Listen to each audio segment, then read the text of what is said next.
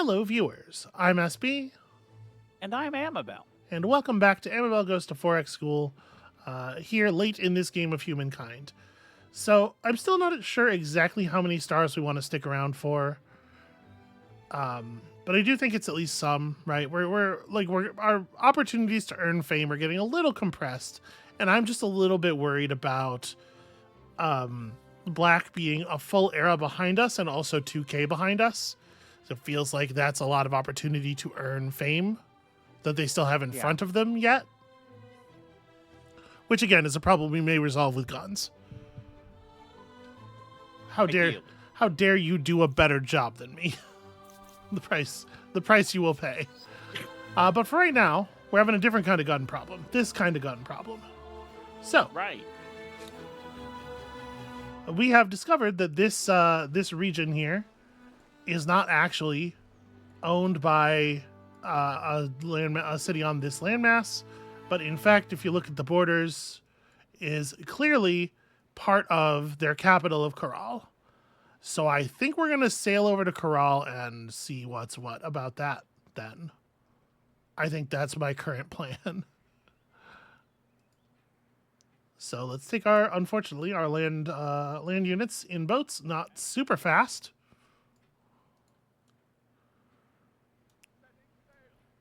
And there's some rocky tiles in between us and where we're going, so it's going to take a little while for the other ships to catch up as well. I might, to that end, pull the ironclad back for a turn or two of healing in friendly territory, because I think it'll keep pace with the other ships just fine. All right, months have passed since the Stela was brought back to the capital with great fanfare. Now the artifact sits in an Empire repository gathering dust, its script still indecipherable. Hearing of its fate, two parties have approached your court, both seeking to take control of its future. The first is a young scholar who claims, with proper funding, that she will be able to crack the code and learn great truths. The second is a curator who wishes to make the Stela the centerpiece of a great exhibition celebrating the Empire's might. What is your desire? It does feel like we could do both of those things, right? If it's displayed publicly, then you should be able to they should be able to read it. Yeah. But yeah, like I'm going to prefer the science outcome here, but this doesn't feel like an either or. This feels like we should just get both of these. So I have a question for you, because I notice you choose the science outcomes a lot. Yeah. I mean, in this case in particular, it is because we are trying to push our science stars. Like that's the area where we are most behind and where I at least want to continue to be behind. But you're talking about a pattern observed over multiple games. Yes. And so what I'm wondering is, in your estimation, how much of that is that you like the science and interacting with those systems, and how much of it is that is the science almost always clearly better? Well, we have seen some decisions where it's like, do this thing that's great or this thing that's fine, and like it's not really a balanced. Yeah. So I think it's hard to go wrong getting further ahead on your science in these games. That is certainly the case. I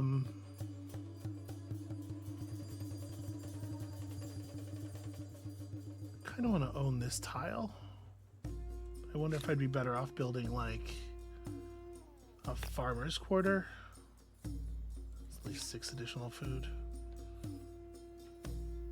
No, let's go ahead and make it this. Or this could be another. You know what? This is probably another garrison, is what it is. Sorry, I'm going to answer your question. I'm just gonna really shore up the bottleneck here. Actually, I think. Also, we don't. Do we not currently have a wonder claimed? I suppose we could be working on one of those. Yeah, the science systems are always going to be good, right? This is just like a core thing of the genre. It's always going to be good to get your units improved, to get your better buildings, to get your rate of resource incomes and conversions improved, and the science does that pretty much, right? In the games that are more militarily aligned, There are some of them where science doesn't really have those kinds of economic effects, and science is purely about altering your troops, or closer to purely about altering your troops. And in those games, I do think it's maybe a little bit less exciting, but generally speaking, like, the games in this genre and its nearby genres that are about economics are games that feature a lot of positively reinforcing resource loops. And so the Right. faster you get the things that make you more efficient, the earlier and faster you can get the things that make you even more efficient. And I definitely play for, I'm going to kick your ass 100 turns down the line rather than yeah, let's fucking scrap it out right now most of the time. You know, I like to build my engine. I like to do a little engine Right. building. This city desperately needs approval. And so we're going to get that by building Big Ben. So big industry bonus for adjacent research quarters. So I think what I want to do is like build this in the area where I'm thinking of just putting down a bunch of research stuff. And everybody pitch in and we'll get it done and it won't be all that long. Yeah, down to 9 turns even with only that many cities on it. Let me prioritize this over that as well. Byblos, I do want to finish building that garrison because I do think that that attack from Black revealed a real geographical problem for us that we need to shore up. So we're continuing to passively kill stealth units just by them being around. So yeah, does that answer your question? Is that a version of an answer for your question? Yeah, no, that's a good answer. And I wonder how much. So we've seen a lot of the terrestrial games and one of the space games, and I wonder how much of it is just based on like Civ is such a huge part of the genre. Everything is kind of in reaction to it in some way. Yes, yeah, very much so. So I wonder how much of and much like even when even particular... Amplitude specifically described this game in some of their pre-release stuff as their civilization killer, like this is they described this game specifically as responding to the design decisions and stuff like. Yeah, and I do like this a lot more than Civ. Mm-hmm. You know, I think there still are some essential, I don't know what I'll call it, problems, features of the genre that don't sit super well with me. But read me the story, sweetie. All right.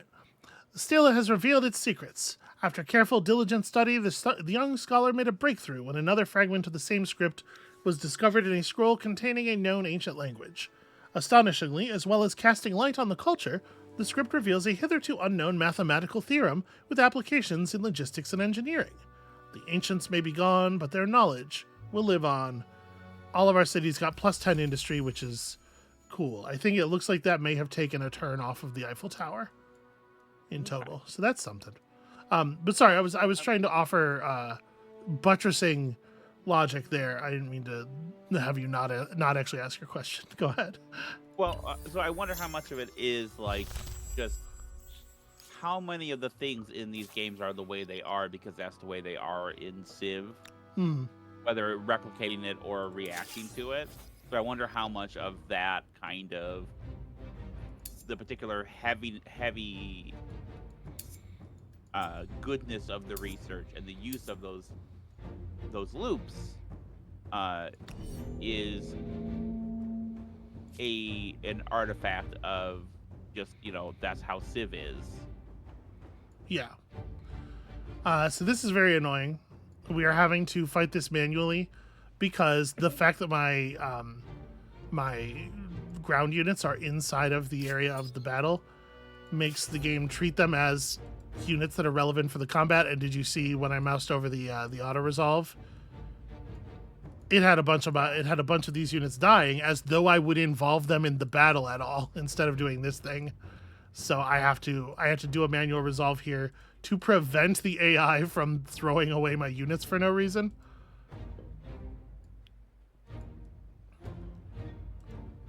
And then we'll just form ourselves up a nice little line of ships over here. Do you want to be a ball? I want to be a line. All right. Just make sure nobody's going to sneak through and help themselves to our friendlies. And I assume they're going to do the same thing. They're going to not bring up ships that don't need to be brought up.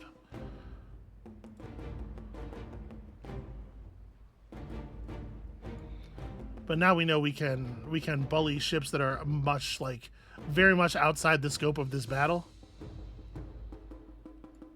Unfortunately, I don't know exactly where they've all gone. The ball is back, baby. What on earth are you talking about? You made them into a ball. Yes, and because you are who you are, the only relevant reference you can think of is Phantasm. The thing is, I don't believe you've ever seen a Phantasm movie. Right? Have you? I own all the Phantasm movies on DVD. I've seen the first one. Okay. Okay. Hold on. You presented that first piece of information like it was something that it was not. I was going to say you mostly want to say the ball is back because you really like scaredy cats. And true. They really like Phantasm. Yeah, I mean, shout out to Scare. Like, hey, everyone should watch Scaredy Cats. They're great.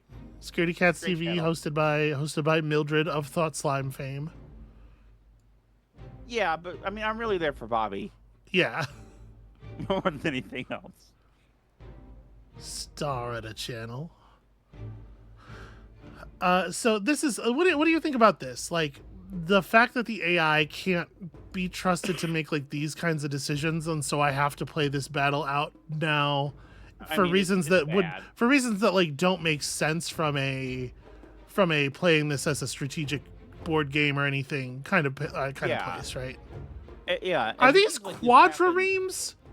Motherfucker, what happened to your economy? Sorry. And it seems like actually a couple things I want to say. I was like, let's rumble, and they rolled up in a canoe. First, it seems like the AI doesn't have quite the same problem with land-only battles. Well, I've only seen this pop up in these. Well, so it doesn't. We haven't had opportunity for it to occur very much in land-only battles, but like, it is famously an issue. Like if you get into a fight in one of these games and there's like a settler nearby, that you need to take manual control and be very cautious with that unit, because if you auto-resolve, the AI will just throw it away. They'll treat it as though it is a combat unit, and they will use it in combat and have it killed. Okay, well then, yeah, that's just bad then. Also, here's the thing. So part of why a man of war ship, is more impressive than a quadrireme. Yeah. Is, the size, the caliber of weapon, but part of it is rate of fire. And I feel like it's weird that you only have one attack against one unit. Well, but that attack is, encompasses like a certain amount of time in the battle, right? It's like in D&D, if you're fighting with a greatsword and you're fighting with and the other guy's fighting with a dagger, and you both make one attack roll, those don't represent the same number of physical arm motions, right? The round represents 6 seconds of combat or whatever. But you do. Oh my god. Yeah. I probably don't have the animation speed turned all the way up, so this is partially on me. But also, in some TTRPGs, you do have like fighters or whatnot that have extra attacks per round. Yeah, but that doesn't represent their arms moving faster. It's not like this guy gets to throw 3 knives around because he's the Flash. it represents greater skill with those. Like more of their movements are Okay, meaningful, and but I'm saying So it's like rate of the thing fire, you're but talking also about, number of is guns. calculated into the thing you're talking about is abstracted into the combat strength. These units have more combat strength, which represents them having more guns and firing them more frequently. And Yeah, I think also part of the oops, I problem moved here wrong. is that there has never really been, as far as I'm aware, a man of war versus quadrireme battle. Yeah, Those don't tend to come up very often. sure, I can see that. Y'all should fight back like a little bit. But also, I just have general complaints with the way the naval combat works here, because it basically functions as a kind of land combat, but in the water. And Well, I I do mean, think that's it's also abstracted, like, right? yeah, but it has just enough tactical detail to it that it feels weird. With how long it takes to resolve the battle and everything, it feels.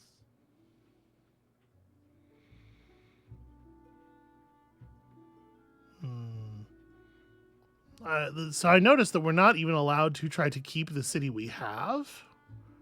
I wonder if. I'm gonna refuse Yeah. You're teasing me, huh? because I'm not done. You don't even have like a menu where you can say, "Hey, give me this." Yeah. That's something that I think you did have in Civ. You can say like, "Hey, give me this province or this city or whatnot." Well, I mean, Civ, you just kind of like take stuff and you have. Like, Civ's less. But I do remember some of the trade screens being like, "Do you want to give Yeah, me but this those city?" are trade screens. All right.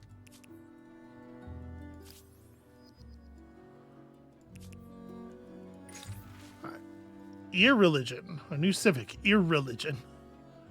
Religious community participation has been waning for years as the Empire's cultural strength grows, and now is the right time to remove religious authority from political power.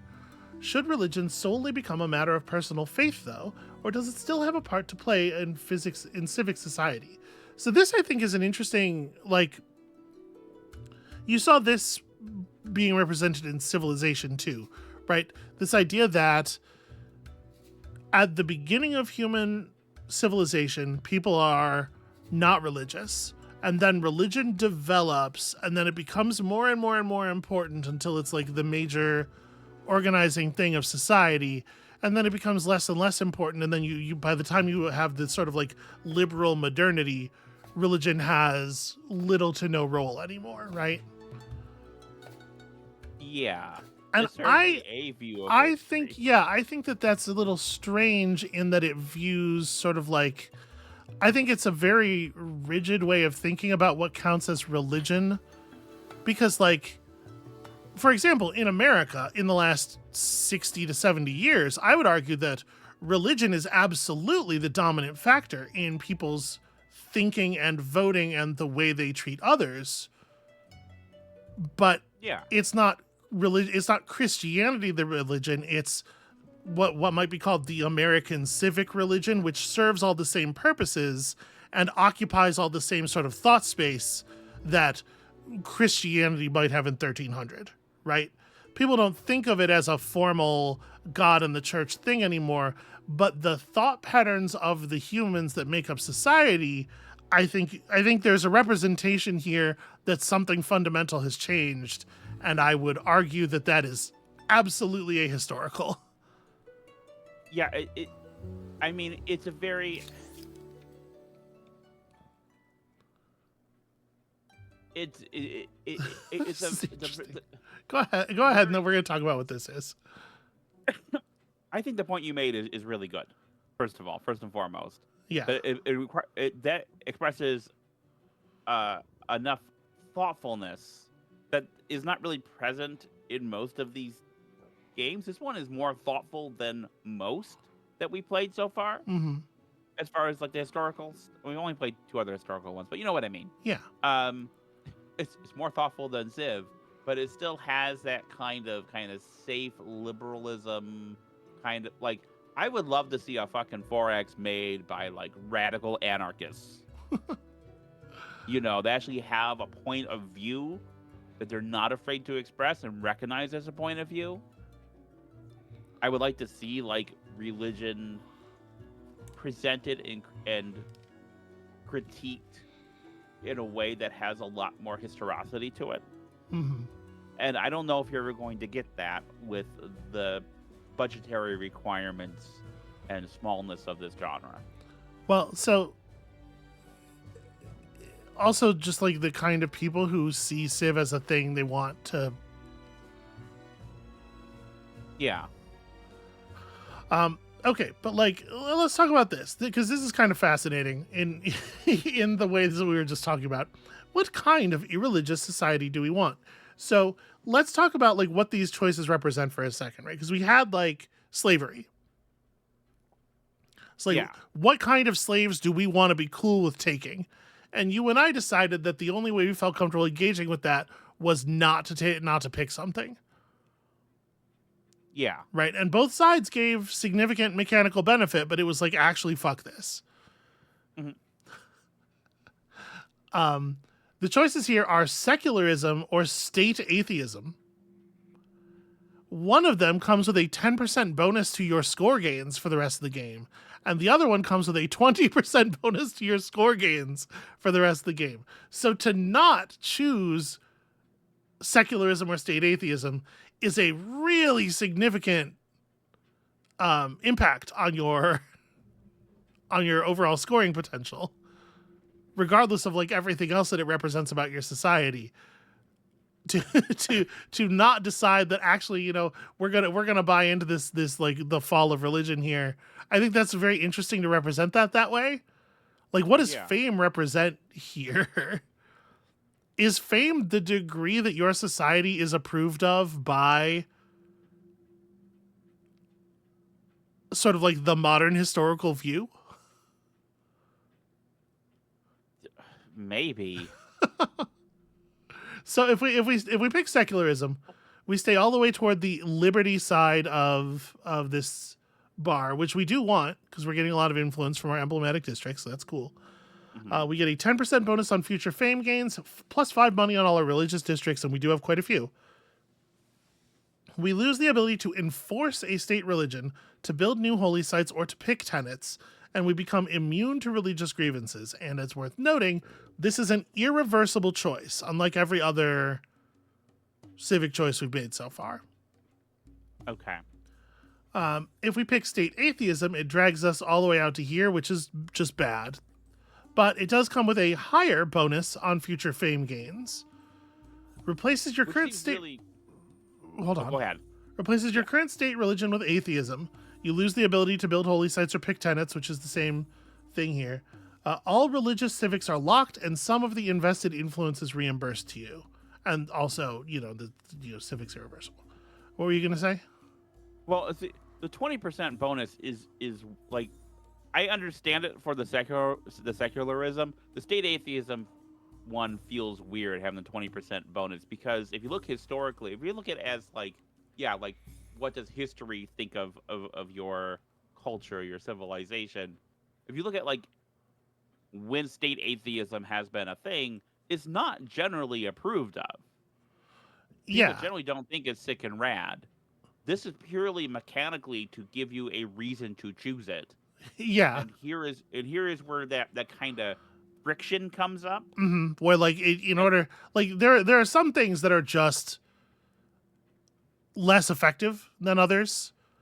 Like if you were going to make one of these games that had I'm going to say a thing that's going to piss some people off probably. Good. If you were going to make one of these games that had its basis totally in reality, it would just have to be the case that you would make many things that are currently held up as aims or causes by conservative organizations mechanically less good because in the real world they are less effective ways to run a society, right? Yeah. And you can see, like, for example, with the way things are going in America right now, the conservative policies and thinking are destroying the global position of, possibly the greatest hegemony ever known to man, right? Like, if you consider, like, the U.S. is soft power and stuff, and greatest, obviously, in terms of immensity, not in terms of goodness. No, I think that's I think this many episodes deep into probably. School, I think we've established where we're coming from. But, like, just to pick one thing and give, like, a concrete thing, right? Because the conservative establishment has a number of ideological problems and personal grievances with the concept of medical science. They have completely destroyed the Health and Human Services and our parts of the CDC, and like, and it is objectively the case that millions more Americans will die from preventable, incurable diseases over the next 50 years than would have if they hadn't done that. That's not arguable. That's just fact. And if you're going to make one of these games and try to hew the representation to reality in any way, you would make a thing that's going to upset a huge number of people in your audience, because it's going to be like mechanically, your beliefs are stupid and wrong. And if you play this game where you pick the words that you like, if you pick the fascism branch of the tree, or even just like the conservatism branch of the tree, your society is less good and you lose all the time. Yeah. And so we end up with the kludge of like, well, we got to put something on there to make this mechanically, we want to represent this famous conflict of ideas, right? This thing that people know about, the idea of this kind of conservatism versus this kind of liberalism, or whatever, the communism, fascism, liberalism triangle that Civ loves to muck about with. Yeah. But we have to try to make them all mechanically viable, even though they're fucking not, right? And like, the reason they get implemented in reality is the reason they get implemented in reality is due to stuff that these games are not interested in representing, right? Like, the United States is being torn apart and sold for parts because it is tremendously good in the short term for certain groups of people who are now in charge, but in a way that's not represented in Civ or Humankind, because we don't have the concept of leaders. Because you play as this weird sort of elemental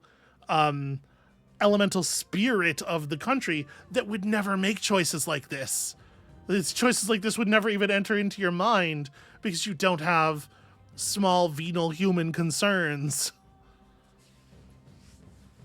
Yeah, and this is the core. I'm sorry. Let me. No, go ahead. This is the core thing that is going to make a game like this never ever be able to work. Like, this genre as a way of representing anything about historicity, anything about specific facts of our historical reality, it's not just that people are making the wrong decisions, it's that the form is completely incapable of function. I would broadly agree with you there. And that's why it drives me crazy that people keep making them with historical themes, because it's not a tool for that. Yeah, it's a very weird clutch together thing. It's like, I'm going to start a theater company, and the thing we're going to do is reproduce Space Invaders. And you'll be like, what does that mean? And you'll be like, well, we'll have the audience yell left or right. And it's like, well, so you could kind of make a thing that from a distance would kind of look like, and especially if you're not super familiar with Space Invaders, could maybe kind of from a distance sort of look like, but like, it's never going to be the thing. And there's just elements of the form that are unconquerable. It's not about your individual decisions. There's just elements of the form that are unconquerably not good for that thing. And yet... And these are the elements I fixate on because I tend to make board games that make historical arguments. And I think one problem I see in the historical board game space or people who kind of approach it as well, we're just trying to present it objectively without taking sides. So let's make these sides equal. Fuck, And like, I would actually love to see one of these games where they do present things objectively. yeah, because to be objective is actually I mean, aside from the fact that it might be literally impossible, like, sure, but like, I would love to see one of these games actually have a point of view and know it has a point of view, because they all have a point of view. Yeah. The point of view just sucks. well, Like, yeah, I do think this game's point of view sucks a little bit less than like Yeah. Civ or something.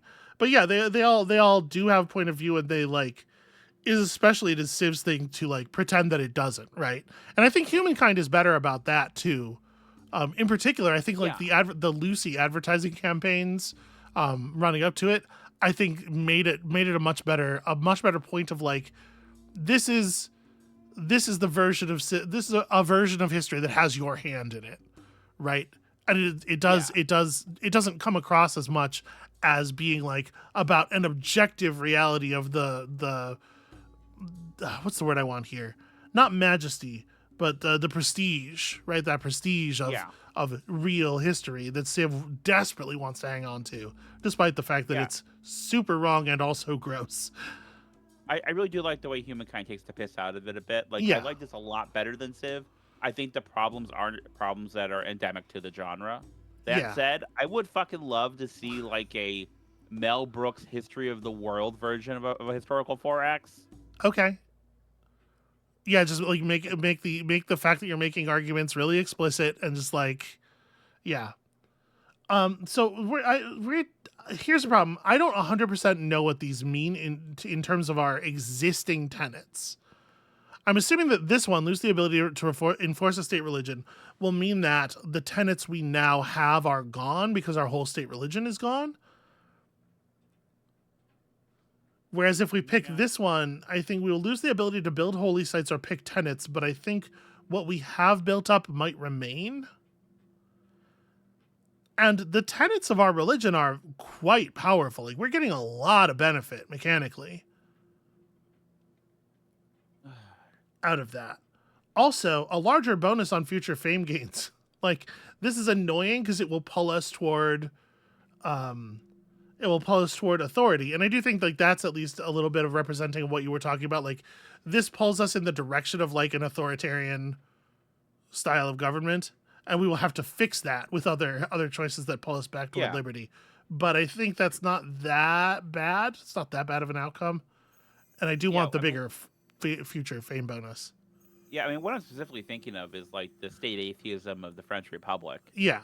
And like it was disastrous. It was incredibly disastrous. Certainly has the advantage of clarity. All right. So did we hold on to our tenets? It looks like no. Yeah, we're not. We lost all of our bonuses.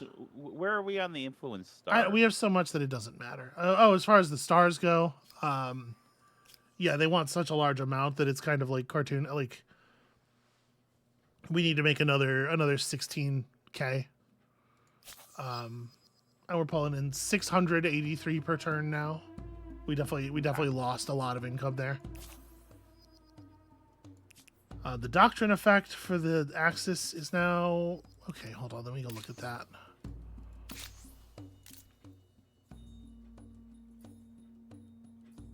Okay. Yeah, see, we were holding this further to the left, and we want this to be way further to the left. No, we're just going to have to pursue stuff that drags it left more. Oh, sorry, this is not the button. This doesn't affect that axis. And slaves is still fucking on the table. Ugh. Gross. Ugh. It's funny that that's not represented as like that's not one of the religion-based things that was closed off to us. Right? It's just the stuff that's in here, but like the use of the industry of slavery and the church have... Okay, I'm not going to get into a whole thing here. Okay, yeah. I'll just say that I mean- I'll just say that religion, organized religion, at least in the West, has not been slavery neutral, and slavery has not been religion neutral, and leave it at that. Yeah. Okay, we got to fight our we got to fight our side of this battle, which is to say, this slaughter that's going on over here. Oh, look at you not dying in a single shot. What on earth? Who told you that was okay? Let's bring the ironclad over here. Sink you.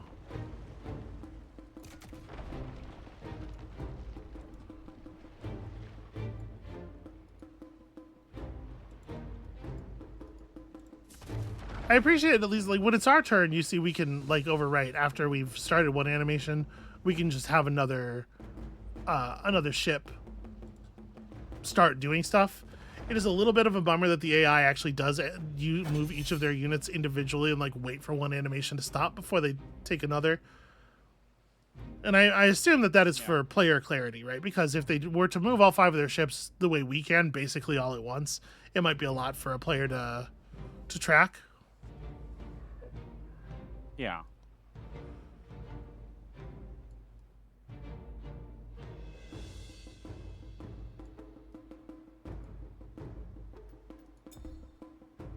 So let's see. She's got some ships left. Somewhere there's the set of transport vessels that started this fight. I don't know exactly where, but I'm definitely interested in just like annihilating her navy real fast. Yeah. It probably would be worth it to go and shoot down the transports though, because like in terms of their actual ability to threaten us, those land units are they are higher tier, better units, and they will fight units of ours that are lower tier and worse. So actually, it probably does behoove me to have at least one of these ships go transport hunting. They got to be on the battlefield somewhere.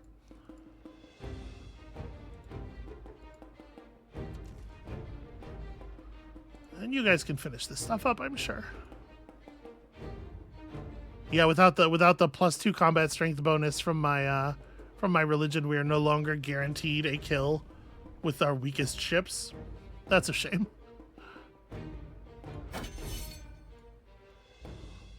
I assume they're like gathered up in the corner. In their situation, oh, they sailed around and are attacking our transports over here. I don't believe they could have done that without them becoming visible to us in the process. But like, that's an annoyance more than anything else. At this point, we have reproduced population quickly enough. We could just buy 2 more armies.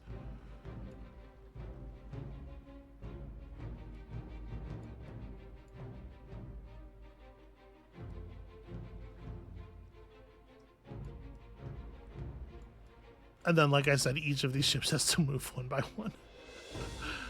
Ugh, terrible.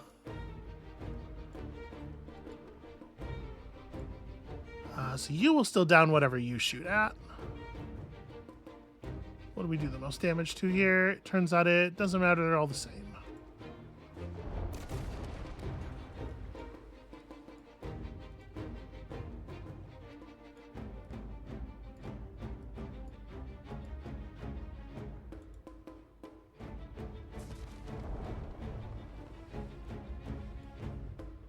They were trying to move like real ships back around here to...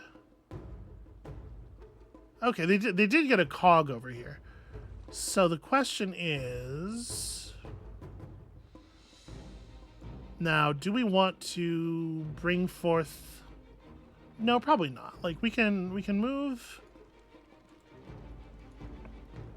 some of our ships in here. If these guys have got to fight, we may as well fight.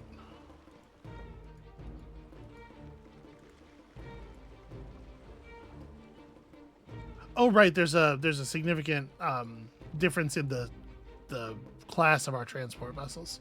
Okay, we definitely don't bring in any of the people from that.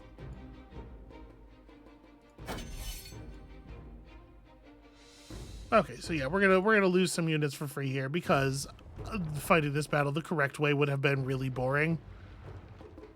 I tried to do something that was going to be less boring, and now I'm paying the price. I have a question about, I don't want to get too ahead of ourselves, but about some of the kind of military-focused 4X games we're going to be engaging with. Yeah. Are they largely land-based, or are there significant naval elements to them as well? What game? Just tell me generally about. That's not one of the options. Okay. If you want to know things about specific systems, you have to ask about a specific game. Okay. Well, I don't even know the names of the specific games. I'll find out eventually. Okay, a lot of notifications for stuff that kind of doesn't matter in the short term. Okay.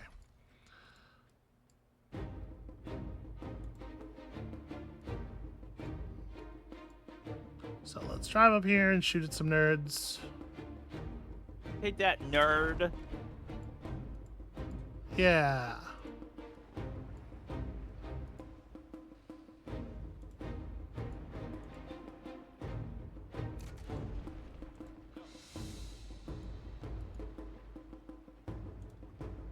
Alright, couple more ships down. This is kind of the only thing that's happening on this round. So we do have to watch all these ships move around very slowly. So part of the reason that I do like internal play, and part of the reason that you will sometimes hear me get kind of annoyed with late game battles and manual resolution of battles, is that I think for the most part combat's pretty boring. Like your stuff, the amount of meaningful stuff happening per turn in combat is much lower than the amount of meaningful stuff happening per turn outside of combat. Right? Yeah. And with these late game battles, you tend to have more units, it feels like. So Yeah. there's more of it. I think it's a scale problem. I think, Well, it's an animations, and it's a presentational problem that's not conquerable. If you're gonna have fights with a bunch of mechanical stuff involved, then it's gonna take time, and you're gonna see how these kinds of 4X combat systems are maybe the best possible outcome on that front when you see combat resolution in some of the more military focused games.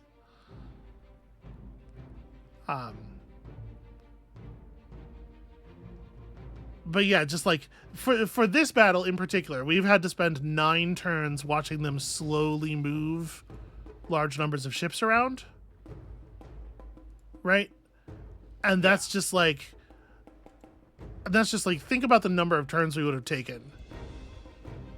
The amount of things that would have gotten built in that number of turns spent doing science and whatever. Right? Yeah.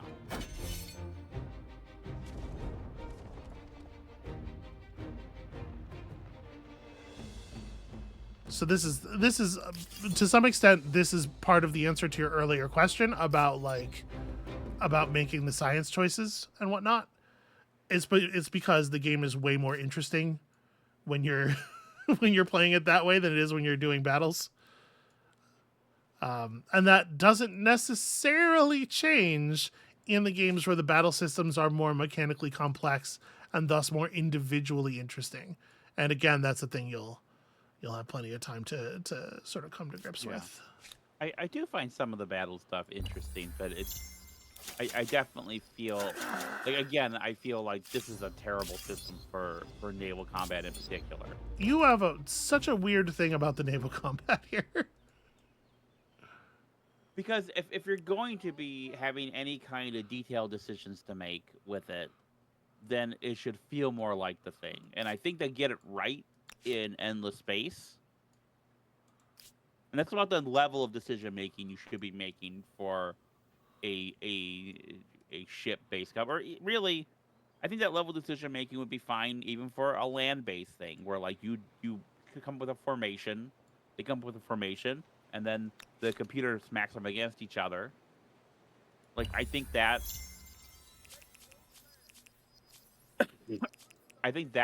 works a lot better than tactical hex based stuff for a game where that's not what the game is, what the focus is of the game, you know? Yeah. We can actually take an instant here. It's not going to kill troops. You guys can move up slowly. I mean, I have such a thing about because a huge part of my career, especially before I moved into more politically focused historical games, has been combat systems. I know, but like, so like this is the stuff where like I have thoughts. But like, I'm trying to I just don't like. You're so like, oh, this isn't like naval combat, but the ground combat stuff's not like ground combat. But it has like to a certain extent. Who gives a shit? And if you do give a shit, why are you focused here instead of there? Like, it seems like sort of an odd specific gripe to have. Anyway, ruling the empire may be well in hand, but your citizens are increasingly drawn to the culture of supreme ruler Mama Oklo. How we view these strange customs must be decided once and for all. Well, in the sense that there's now a larger percentage of citizens of ours in her culture than there were before, if you consider the citizens in the city that we took over to be ours now. Okay, that makes okay. So, foreign customs. Are others' customs to be honored or dismantled? We can pursue some cultural respect, dragging us all the way over to the world axis of the geopolitical thing, which would be good for us. Food is good, and also +5 money for every territory in our sphere of influence. Or we should pursue a policy of cultural eradication. We should not unnecessarily dilute our culture. And if you can say the phrase dilute our culture without retching a little bit, congratulations. But also maybe see a doctor. With others' strange rights, which will do bad things for us. Prevent the spread of other empire spheres of influence through controlled territory, which I would argue is not the outcome that a policy like this has ever had in reality. Yeah. And then -10 stability per number of attached territories on city or outpost, and +5 influence on territory. So this is just kind of like this is worse. Every culture has its lessons, its traditions, its values. And then we had another new one pop up. Punishment. The empire falls perilously close to instability. We have some city stability issues going on right now. The wonder that we're building is going to help some significant amount with that. Criminality on the rise in every corner of the land, but the presence of the City Watch gives you the first chance to punish wrongdoers in the way you see fit. Do you deprive them of material possessions, or use more crude methods? It seems to me like this is one that was supposed to pop up earlier, but we must not have met whatever the things were for it. So, how should ordinary crimes be punished? Physical punishment? Crimes will be met with the lash of the whip, and obedience will follow, which would drag us anti-science word, but give us +1 stability per population on all cities. This, again, not super... Yeah. This does not comport with anything about how crime and punishment actually behave in history, but it does comport with the things certain people would like you to believe about how crime and punishment behave. Definitely a philosophical, anti-historical argument being made here. Or forfeiture. Criminals must be penalized with the loss of their worldly possessions, which will increase the amount of money we make per population in all cities. And again, this is kind of true depending on who we are. Yeah. Civil forfeiture laws certainly increase somebody's amount of money. And this moves us back towards science, which is what we want. And of these two, forfeiture is certainly the less horrifically wrong and ineffective. But why not don't give turn both the legal with prescriptions? system into a surreptitious way to impoverish your enemies? all right, that's, I guess, a way of things. And yeah, and see, like, when we take it, the voice says, you know, why not use the law to create a way to impoverish your enemies? And it's like, our enemies are who? Because who are we? The reason you enact forfeiture laws is to allow you to steal from your domestic enemies. But there is no concept of domestic enemies when we are the spirit of a people. Right. And these are all, again, the kind of scale problems I generally have with the genre. And I was going to say, the previous decision where it was like The Eiffel Tower, cultural respect proof of what you can or do cultural, with a bit of iron, a bit of math, you know, clamp and down. thousands of liters of paint. Where the clampdown, the terrible one, was objectively mechanically worse.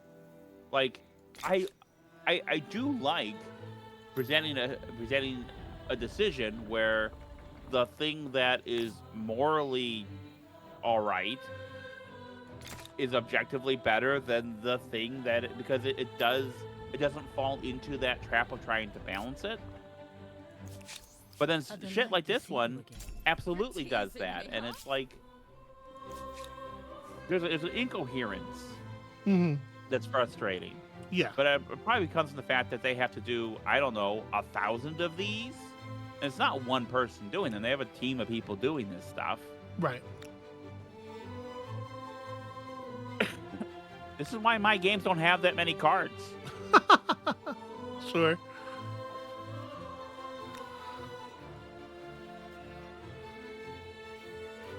So if I attack here, does that ship... No, that ship just barely doesn't get rolled in. If I attack here, the ship does get rolled into it. So I'm going to sail our ironclad down to here. We're going to try not to have this ship be a reinforcement. Never mind, they just ran. Which I guess makes sense. Our goal here is to not let their ships attack my troop ships directly, because if the battle starts naval vessel to naval vessel, we're more likely to be able to handle it. Okay, I bought a couple of districts in Mycenae because Mycenae was really freaking out. One thing that I actually really don't like about the builder civs is this affinity bonus. Every different cultural affinity has, you know, an action. They're basically made up of like two things, right? There's the kind of star that they value, and then they each have two passive or active abilities, right?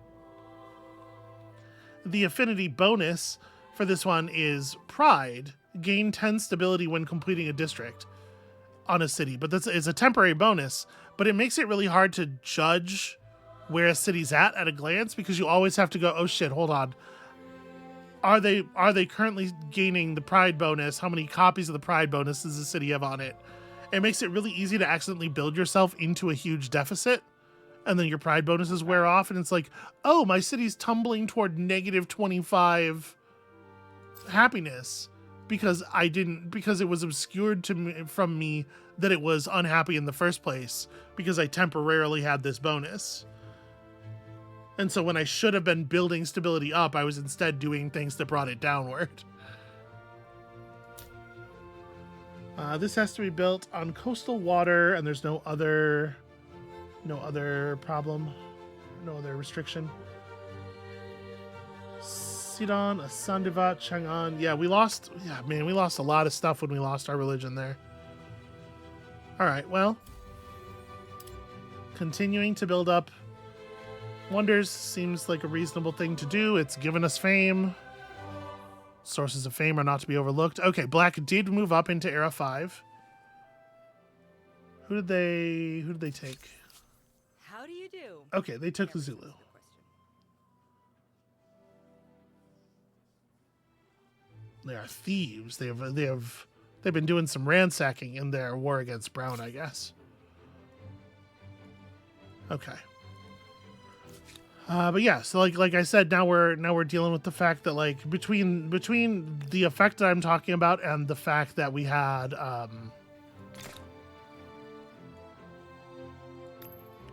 some bonuses related to our religion canceled. Now I'm gonna have to like drag everybody's stability way back up. In some places we're okay, and we can just work on a Statue of Liberty. And the Statue of Liberty doesn't care at all about its adjacencies or anything, I think. Right, yeah, it's all the same, no matter what. So we may as well just put it down over here somewhere. Sure. That seems fine. Because Sidon is a place that needs a little bit of help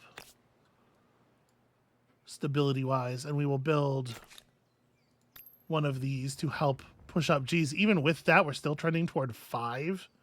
Okay, we need to focus on some commons quarters here real quick. With one of those going up, this doesn't feel like the most effective spot. You probably shouldn't build over the Satrap's Palace. All right, we're gonna have to focus our economy a little bit on fixing these numbers.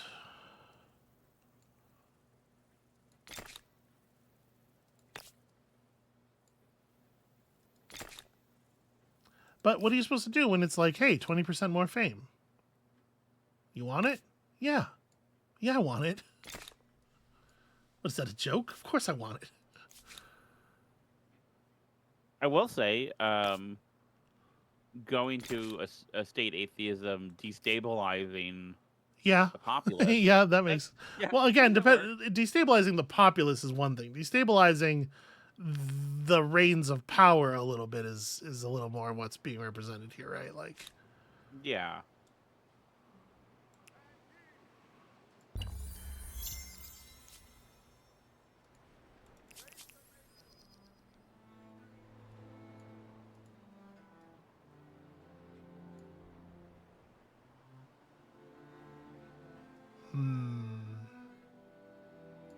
I think they'll just run. But I think this is actually okay. Yeah.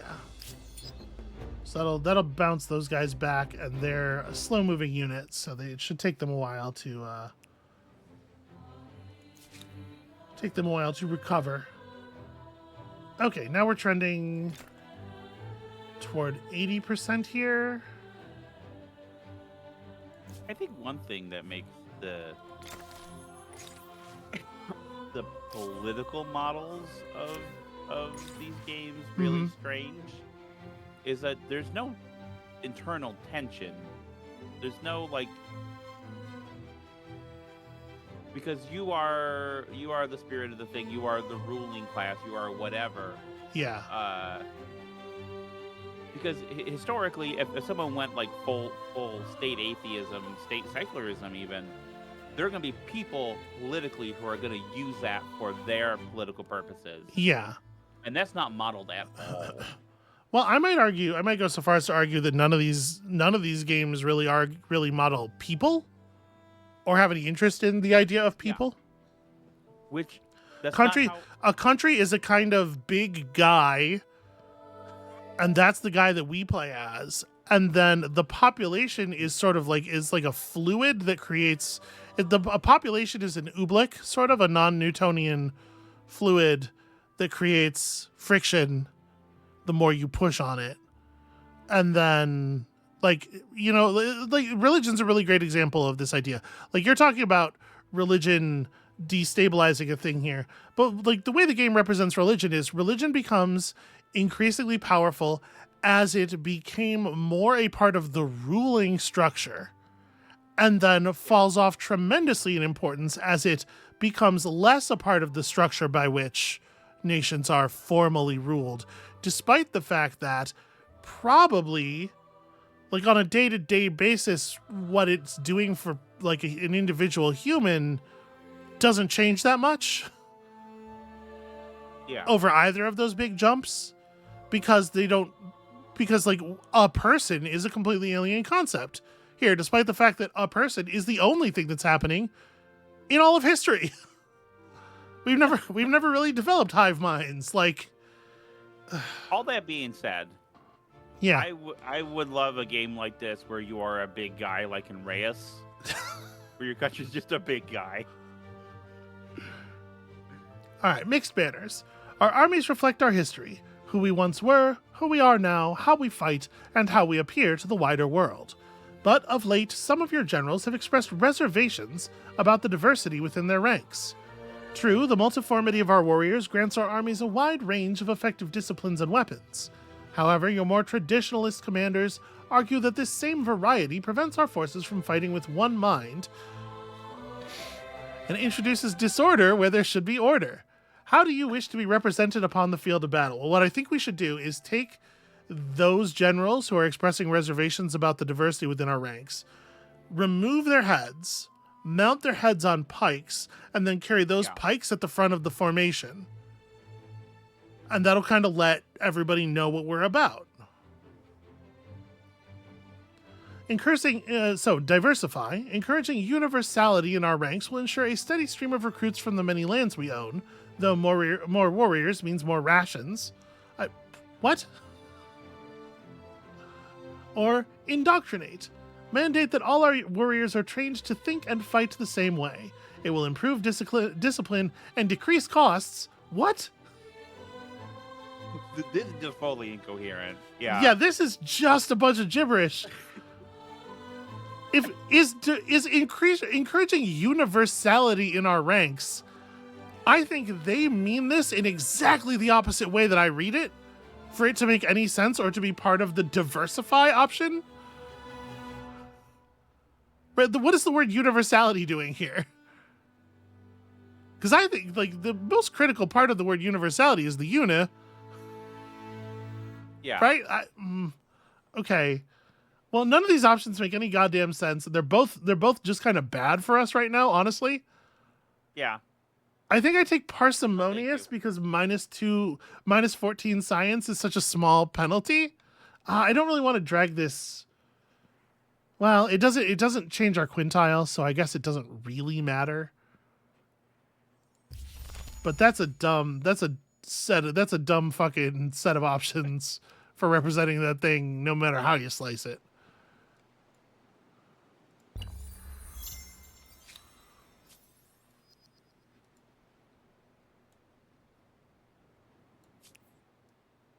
So that ship sailed forward.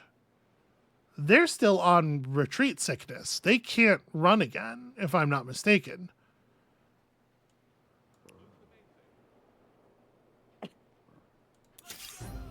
I believe we just get to crunch them now.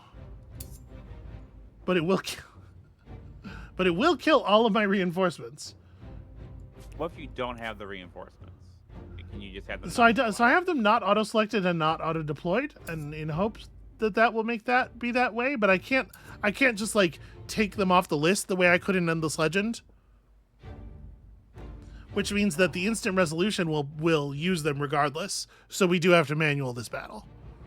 I'm so sorry. The Endless Legend system, y'all, I'm telling you, it's not perfect, but it's fucking close. I'm really interested to see what they do.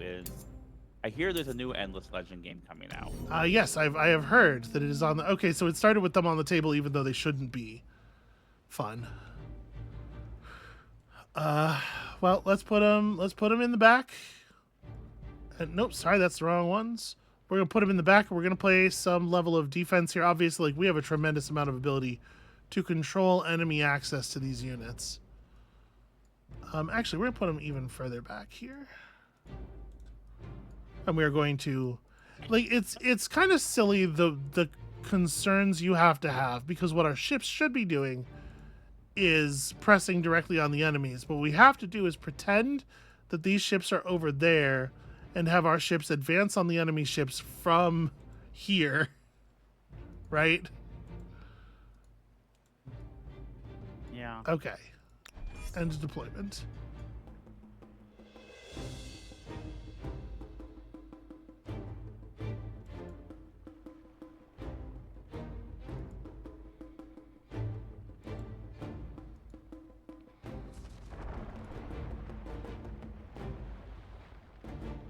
Ugh, deep water really takes it out of you, huh?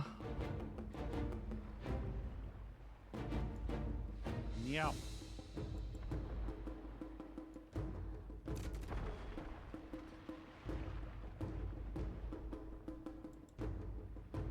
Okay, we can try to minimize the amount that they can reach over here. Okay, and it's all just, at this point, it's all just cogs.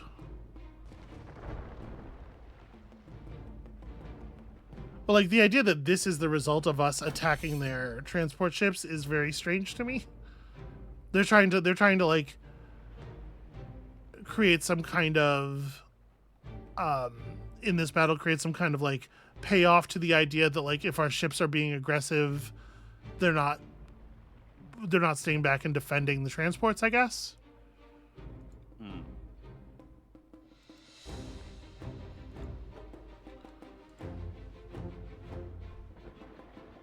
So obviously this ship can just dismantle y'all. And then somewhere out there is another ship. Oh no, we got the Reislaufer already. This is the last ship.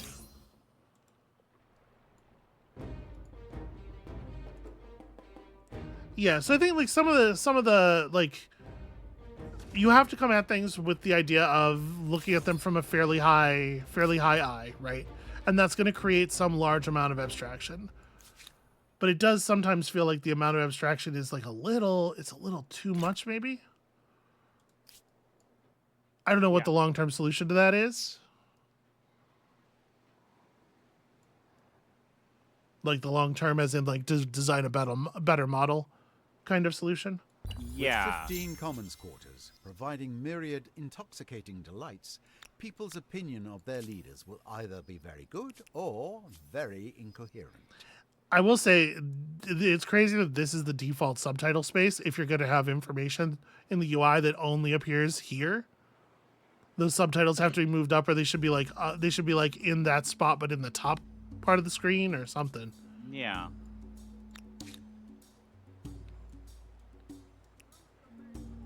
You can't be occluding your text with your text quite so much.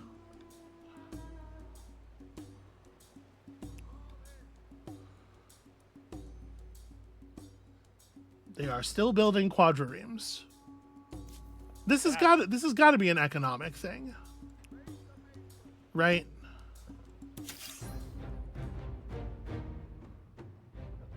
So is this including? It's not. It is okay. It is including their other ships. So I assume then if I hit instant resolution, it's going to kill my whole. Well, not all of them, but so we do have to fight this manually once again. All right. Yeah, 7. Okay, so that's them there. Okay.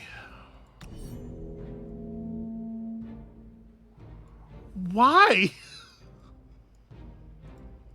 These are not fighting vessels. They have 17 combat strength.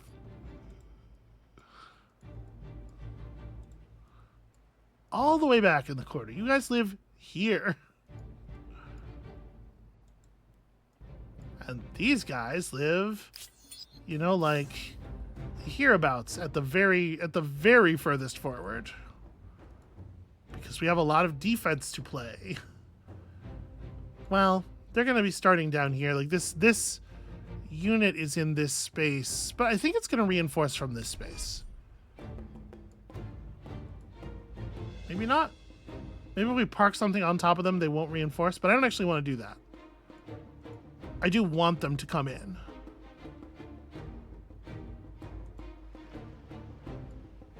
Let me commit the Ironclad to a scouting mission here.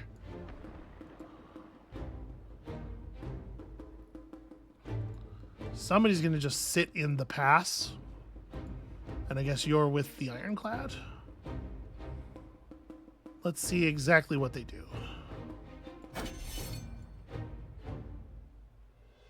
So they are pulling people off the stack here. They are committing them to the battlefield. But I think there's a very good chance, based on what we've seen before. Okay, never mind. I was going to say, based on what we've seen before, that they're just running them all into this bay, like fleeing conflict entirely. It turns out they're not. They have their thoughts about maybe making a go for our the eggs here in our basket. And see, this is part of the problem with like the kludge of giving the AI players large amounts of resources on the very high end. Like, they don't have the tools that it would take to oppose us on the sea. They just don't. But if you give them a lot of money, they can buy 10 boats every turn. And I can just tear through their boats, and it doesn't really change the outcome of the war, but it does make the war really fucking slow. Yeah.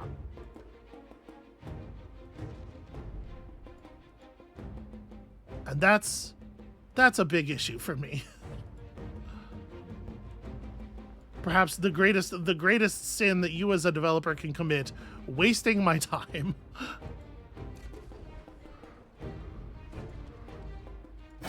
Because it's one thing if the set of mechanics like takes a long time to execute for whatever reason, like that, there can be legitimate reasons. But that's not what's happening here. What's happening here is ships that shouldn't exist, that only exist because we're on a high difficulty and the AI can buy a bunch of stuff, are being used to no benefit in a way that just makes the war take longer because what are they going to do? Not fight with them? Right? Like, I don't think that the decision making is unreasonable on the part of our AI opponent, but it's sort of like a necessary thing of the design. Make sure we have somebody over here trying to ward off the sneak up from behind, which we all know that they want to pull off.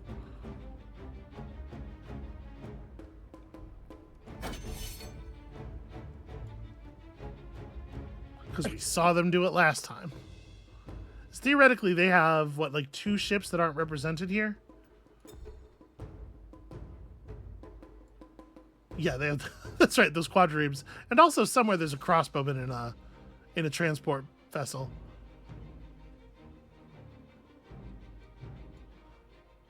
Okay. Battle will continue next turn. Let's push through the end of this battle and then before we call it for the day, if you don't mind. Okay. I don't mind.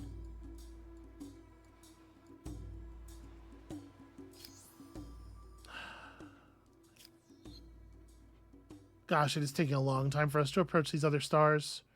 We're actually not that far out from at the rate of births. We're not that far out from the agrarian star. The aesthete star is 12k more at 800 per turn. I mean, yeah, it's slow approaches. But I really do want to wring as much as we can out of this penultimate set before we, Yeah. before we find ourselves in a spot where there's not a lot of opportunities left to earn fame. All right. This brown one. They're buying our resources. Oh. Welcome. Go ahead. Yeah, they're just buying access to our stuff. Hey, how would you feel about a science exchange? Nope. intrigue me. Okay, you're Let's talk. still being kind of weird about our whole alliance. Technically, we're still allies, but they've definitely gotten weird about it. I mean, you know what? I like that a little bit. Because sometimes you're like, why are the people running this country doing this thing? Because they're fucking stupid assholes. Apparently, this ironclad just killed its 25th unit. So congratulations to our ironclad. We've already got the military stars for this era. We do, yeah. Does It any is of this contribute it is a towards shame. It the feels next- like no. Oh. No, things you do in one era do not contribute toward. Well, that's not always true, right? With the territories That's and why stuff. I asked. I But know that's some like the territory and science stars are like that because there's a limited amount of those things. Okay. right?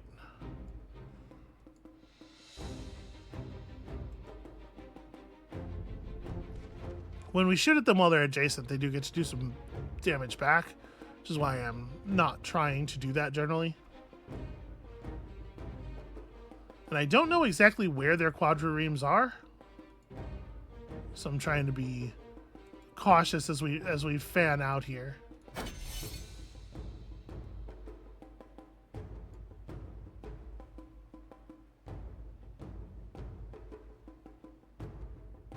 Presumably, they're moving around here somewhere. Aha! Aha! Okay, well, now we have vision to all the rest of their units. So let's back away from you. Shoot you non-adjacently.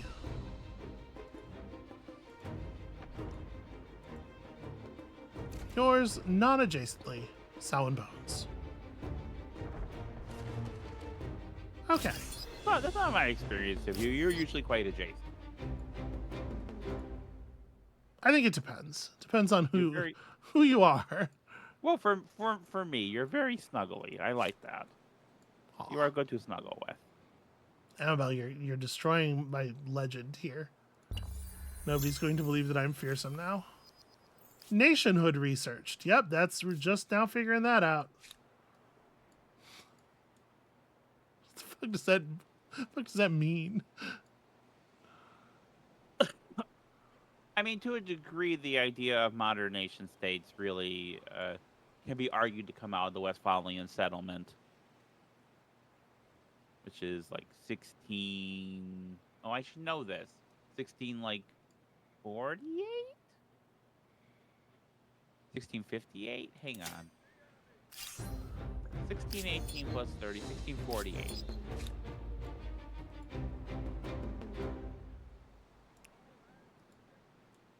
I'm bad with the dates, with remembering the things, and there are people who are so persnickety about that. Yeah. There are history nerds who are like, "Oh, you don't remember what year this thing is. You obviously don't know what you're doing." And it's like, I'm sorry, I'm too busy smooching girls to remember dates. Too busy going on dates to remember dates. What is this? We're having a civics osmosis. Hold on. Fucking no, we're not. Maybe I don't understand this mechanic. How are we having a civics osmosis? Okay, well, what is the deal here? This is lowered costs of signing treaties versus hired. Okay, I mean, fine. I don't actually care about this. Foreign influence causes your culture to change. This must be a There was a civics vote that you were just ignoring. Oh, who Is that it? No, maybe, I don't know. Maybe not. No, this is a new thing. This is a new thing. It was. I'm sure it was that, but like, it's not good when your mechanics feel like inconsequential annoyances, right? Like Yeah. that's the thing that's like, why am I getting these pop-ups for this thing that doesn't matter at all? All right. So, should there be a diversity of political representation? Do we have a one-party state, a single unified party reflecting the ever-changing will of the people, which would pull us toward an idea of collectivism, which is where we want to be, Okay. or a democratic republic, which pulls us toward liberty? These are not forces on the same axis. So one of them gives 10 stability per territory.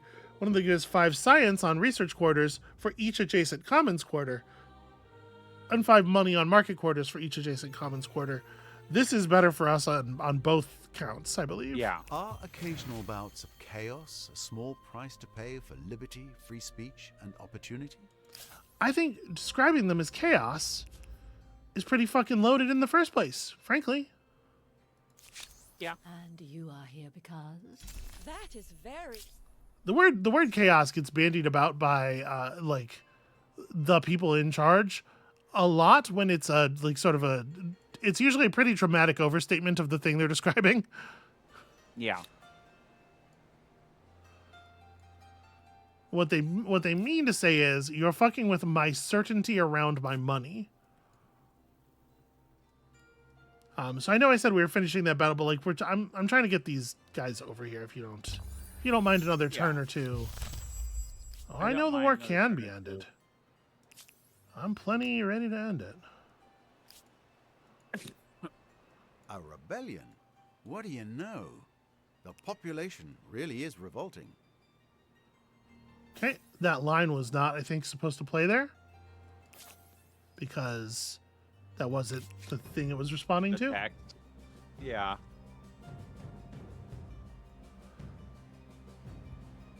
So war can be ended. Chang'an's population is getting fucked up, but I can't do anything with that city. That's not actually my problem. Okay. There's a new civics vote that I super don't care about.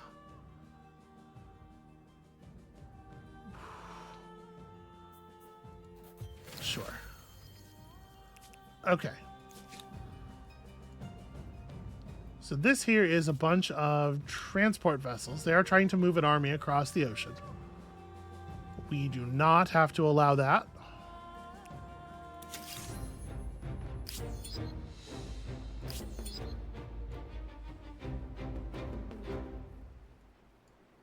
And then we're so close. We're so close to being done with this fucking passing.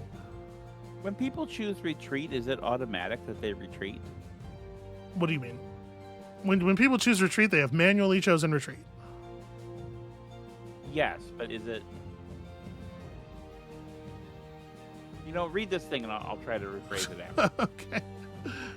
The rights of the people are now enshrined in the fundamental principles of your government, but the matter of who exactly constitutes the people is still to be addressed. Boy, ain't it ever. Are all or only some to be considered citizens? So if everyone is entitled to become a full citizen of the Empire, that's a big stability bonus to all the cities. Keeps us over here on the world side of the geopolitical marker, which is where we want to be. If we go for select citizenship, conditional, not to be given to any wanderer within our borders, that pulls us back toward homeland, which is bad for us, and gives us plus 10 stability per territory within your empire's sphere of influence, minus 10 stability per territory within another empire's sphere of influence. For us, this is going to be on average slightly better than this, but only like very slightly. A lot of our cities have like 3 territories and everything is in our sphere of influence. So this is going to be like 30 stability per city for the most part. Universal citizenship is definitely the way to go. Citizenship starts with where you live and pay taxes? So what I was asking is, if someone attacks you and you choose retreat, you will retreat. It won't be a thing where you can try to retreat and you're not able to. Because often in a battle, one side will try to retreat and be unable to, and so a battle must be fought. And I'm just wondering, because I see them retreat a lot, if it's just like you always have the ability to refuse battle. Well, except when you don't. Right, we just fought a battle where they couldn't retreat. They weren't, because were they? that was how we made them fight the battle. Okay. So you gotta pay a little more attention. But no, I mean, So what happened here. What happened here? The reason he said that thing about a rebellion is Chang'an lost 2 population, and then rebel Siamese Chang'an, this small army was spawned.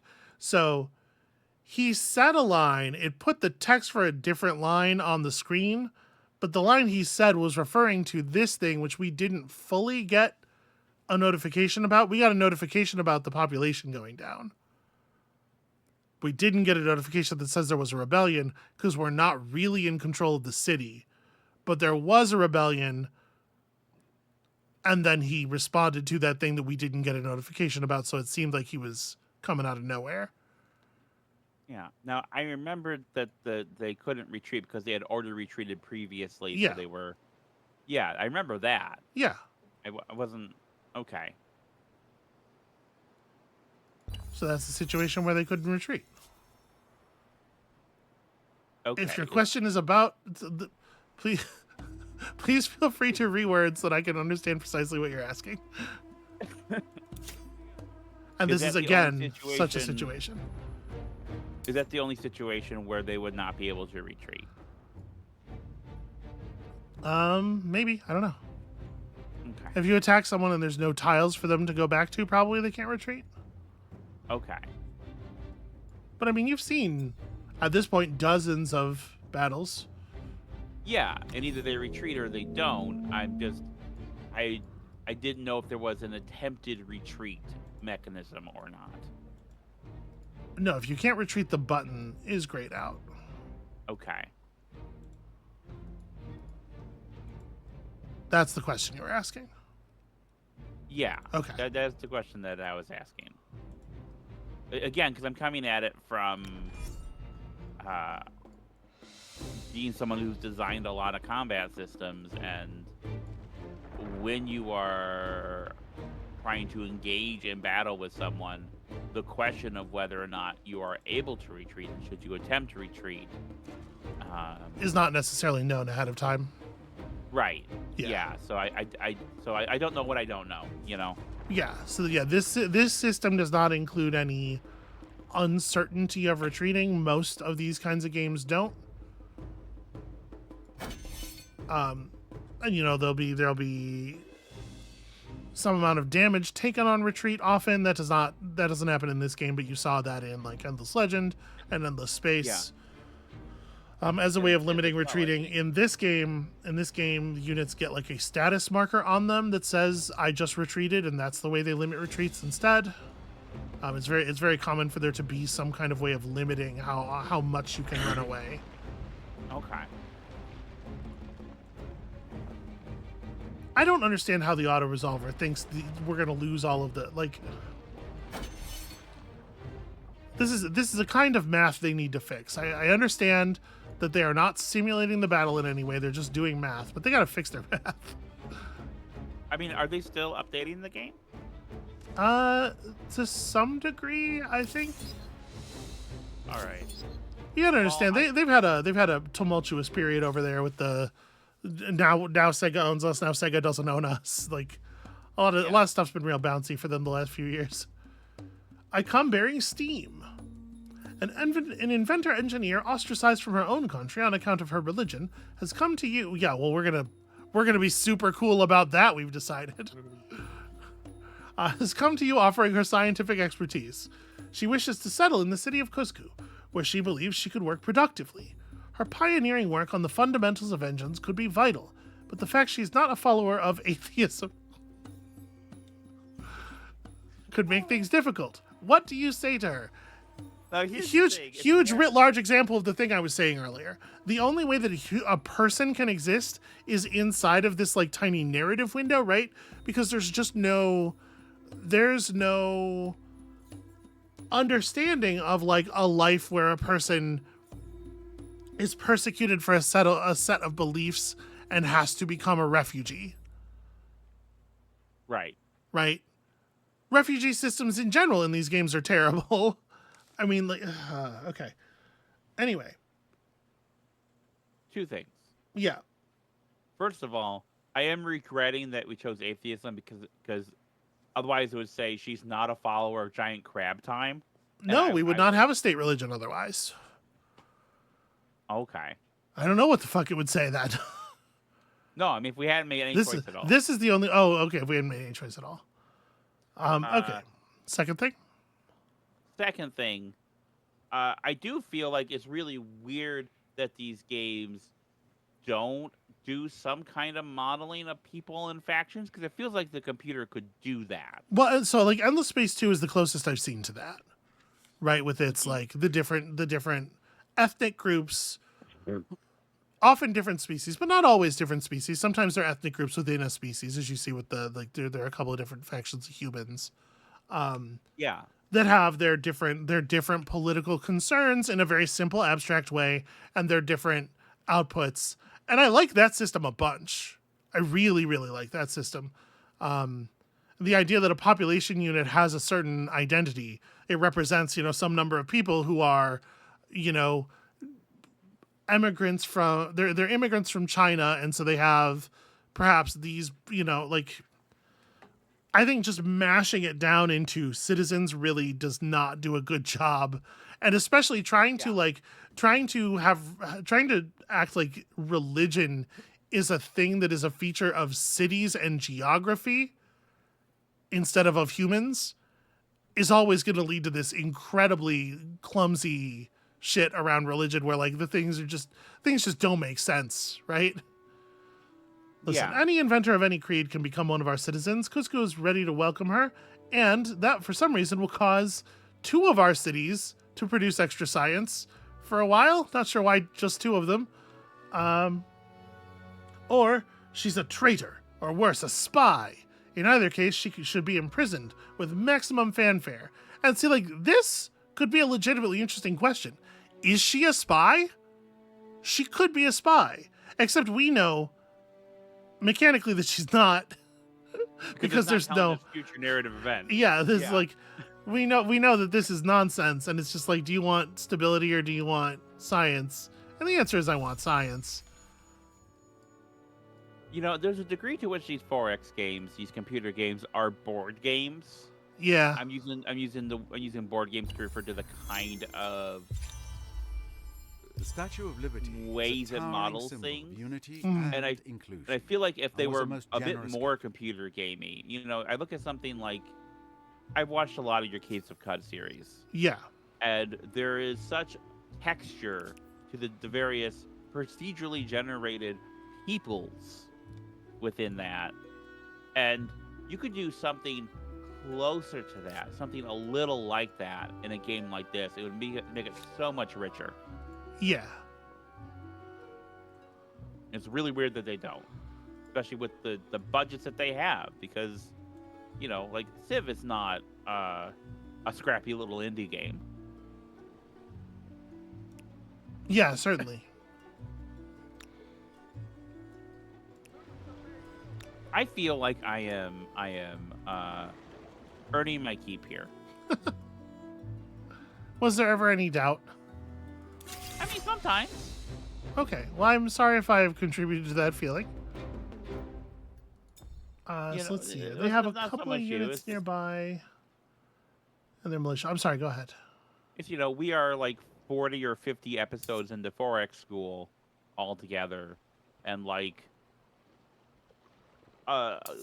there are less things for me to talk about and ask about as we go along Mm-hmm. sometimes. So I feel like I'm not, the thing that's interesting about me being present here, to the degree that it feels less present sometimes. So I'm happy that I'm doing all right. Okay, so see here, there's no way for us to abandon this. There's no way for us to do our retreat effectively because there's simply no tiles. Mm-hmm.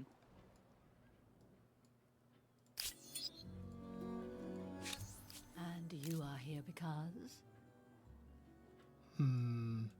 So I'm not going to try to play out the siege this turn. I wanted to get up here, and this is what we're going to call it. But they have a full-sized army inside their religion. They have a full 7-unit army. Most of their units are not that impressive, crossbows and prowlers, but they do have a Reislaufer who's pretty scary, and they do just have like a lot of bodies in general. Mm-hmm. On the other hand, we have naval support. And these are naval units that are actually able to fight the city. Right, we are going to be able to just form a combat line outside the city and shell the walls and shoot at their units. And so I'm actually interested in how this is going to go. I think this is going to be messy. And that'll be fun. In addition, I am pleased to see you, friend. notice that she has flipped around to pleasant. She's suddenly like, yeah, maybe we can get along. Let me see if we can take advantage of her new. Nope, she's still not interested in like having bonuses or anything, but she's coming around in a weird way on something. And I'm just gonna go ahead and claim the last wonder of the era. You're like the only one really doing the wonders. We've been the only one in the era for a very long time. Oh, right. Black is up here now, but they did not choose to take the opportunity, and so we are going to take the opportunity from them because every point of fame matters. All right, so this will be another one that doesn't really matter what city we build it in. Okay. So let me just pop open our cities tab. Asan, Devat, and Cusco are both sort of lowest on their current approval levels, but they're both gravitating upward. I don't know. This seems fine. We'll put it on here. It's fine.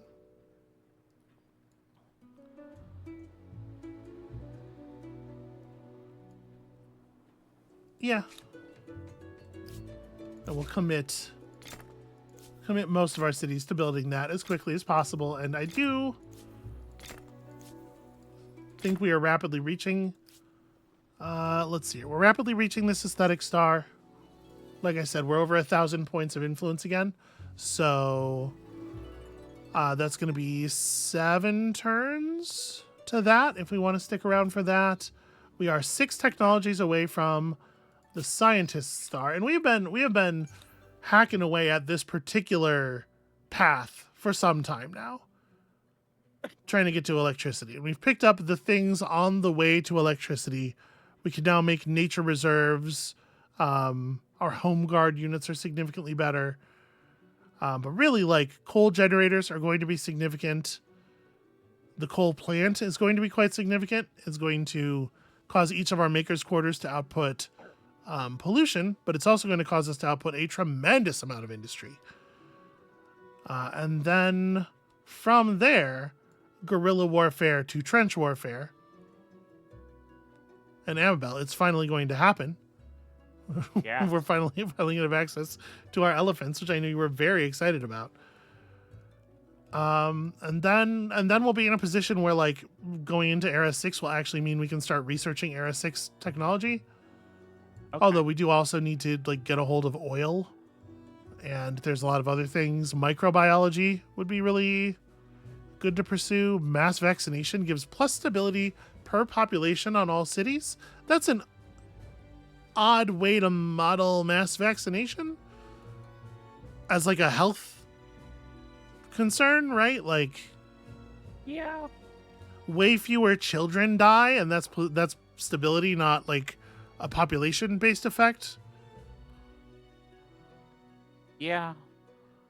Yeah, look at this. Hospital. Staffed by vital workers from doctors and nurses to cleaners and porters, hospitals tend the sick and vulnerable. Plus 2 stability per researcher. Huh. I mean, here's the thing. Part of the art of historical game design, of modeling, is you have the things you want to express, and then the mechanisms that you use to express it. And yeah, how robust your mechanical language is, how robust your series of metaphors are, determines how effectively you can bring those things into congruence. Certainly. And it's like, how would you model a hospital with these systems? Like, yeah, it's tricky, right? Because, like, the mechanics of these games don't really acknowledge the existence of death. Yes, which I think is a huge problem for them. Yeah, population is such an abstraction for people, and you're supposed to believe that the idea of a stable population count represents a situation in which humans are being born and living and dying, and the birth rate and the death rate are just similar, right? Yeah. But it doesn't really acknowledge the, like, there's no way in these games to acknowledge, like, a problem like Japan is currently having, right?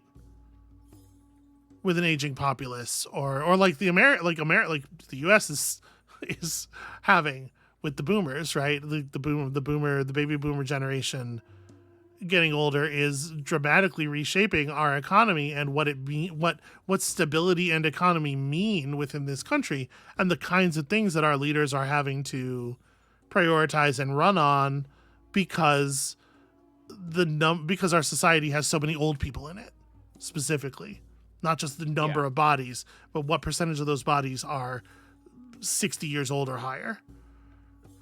Right. Yeah. The genre seems completely uninterested in modeling stuff like that, and also in just the way that resources are depletable.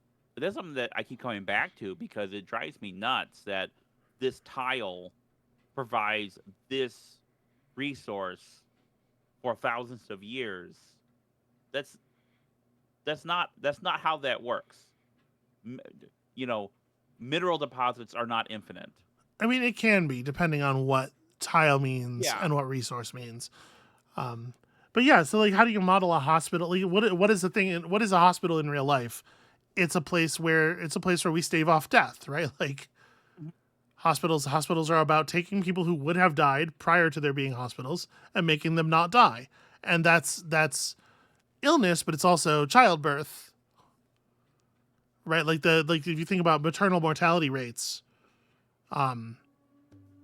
before and after hospitalization, and especially before and after the invention of doctors washing their hands. And I know that sounds ridiculous, but there's some really fascinating. There's some really fascinating stuff about the way, like the huge turnaround in specifically mortality in childbirth once doctors started washing their hands as a matter of course. You just can't represent if you are not interested in people. And like, to be interested in people on a person-to-person level, like, you have to care about death. Yeah. But the only things this game is interested in, it at least would argue, don't meaningfully die.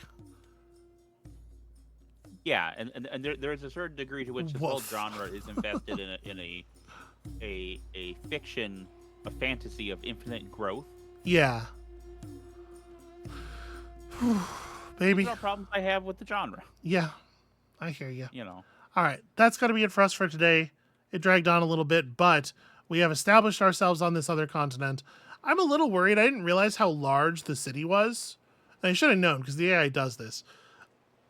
But this leaves us very little surface area to exert pressure on. So I'm really worried about that. We're gonna see. This attack may be abortive. We may not get anywhere here, but I'm gonna try at least. And if we don't, I don't think it'll matter very much. Anyway, that's gonna be it for us for today. Thank you all so much for watching. When you come back next time, finally, the war on green is coming to an end one way or another, I think. And also, we're probably going to blow up 150 more of their ships. So come back for that, and we'll see you then.